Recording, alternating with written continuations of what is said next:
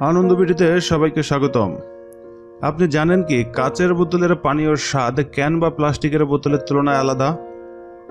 Pepsi, Coca-Cola, 7 up বা স্প্রাইটের মতো ঠান্ডা পানীয় দিয়ে আমরা প্রায় প্রতিদিনই গলা ভেজাই।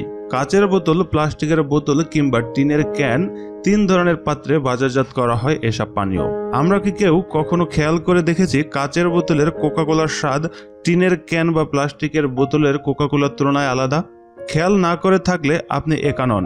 অধিকাংশ মানুষই এই বিষয়টি খেয়াল করেন না। আসলে এই স্বাদের পার্থক্যটা হয় খুবই সূক্ষ্ম, যার কারণে অধিকাংশ মানুষই ব্যাপারটা বুঝতে পারেন না। একই উপাদান এবং প্রস্তুত প্রণালীতে একই কারখানায় তৈরি হওয়া সত্ত্বেও স্বাদের কাচের বোতলের স্বাদ সবসময় প্লাস্টিক বা ক্যানের চেয়ে কেন আলাদা? এর পেছনে সুনির্দিষ্ট বৈজ্ঞানিক কারণ রয়েছে। এর কারণটা লুকিয়ে রয়েছে বোতলের উপাদানে। প্লাস্টিক এক ধরনের পলিমার। উৎপাদনের সময় চেষ্টা করা হয় যেন বোতলের উপাদানের সাথে পানীয় তরল কোনো ধরনের বিক্রিয়া না হয়। বোতলে তো কিছু পরিমাণে বিক্রিয়া হয়েই যায়। প্লাস্টিকের বোতলে কিছু পরিমাণ অ্যাসিটালডিহাইড মূলক থাকে, যা আবার কার্বন ডাই অক্সাইডের সাথে বিক্রিয়া করে। এর কারণে প্লাস্টিকের বোতলের পানীয়ের প্লাস্টিক একটা ফ্লেভার পাওয়া যায়। আবার অ্যালুমিনিয়ামের ক্যানের সমস্যা হলো এটা তরল পানীয়ের ফ্লেভার শুষে নেয়, ফলে পানীয় তরলের আসল ঝাঁজ পাওয়া যায় না। বাকি রইল কাচের বোতল। কাঁচ পৃথিবীর সবচেয়ে নিষ্ক্রিয় পদার্থগুলির একটি। কাঁচ নিম্ন তাপমাত্রায় অন্য কোনো পদার্থের সাথে একেবারেই বিক্রিয়া করে না, যার কারণে পানীয়ের সাথে বোতলের উপাদান তথা কাচের কোনো ধরনের বিক্রিয়াই ঘটে না।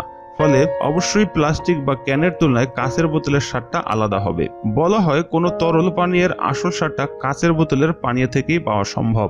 আরও একটা ব্যাপার দেখে আসি। বলুন তো, ফ্রিজে রেখে দিলে প্লাস্টিক আর অ্যালুমিনিয়ামের ক্যানের মধ্যে কোনটির পানীয় আগে ঠান্ডা হবে?